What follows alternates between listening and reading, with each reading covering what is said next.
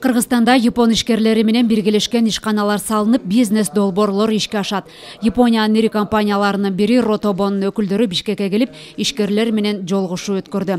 Анда кыргыз ишкерлери айыл чарба, энергетика, өндүрүш тармагындагы бир катар долбоорлорду сунуштады.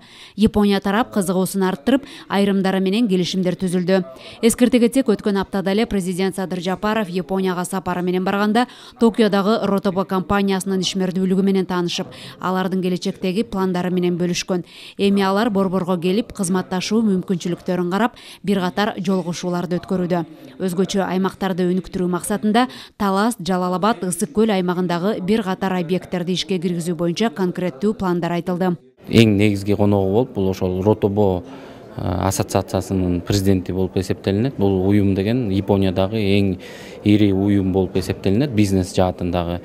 Анан биз эң негизгиси сунуштап жаткан багыттарыбыз бул ошол экономиканы декарбонизация деп коет.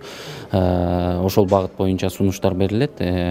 Кыргызстандагы жанагы энергиянын кайра жаралуучу багыты боюнча, энергетика багыты боюнча жана ошондой эле эң негизгиси IT багыты боюнча сунуштар берилмекчи.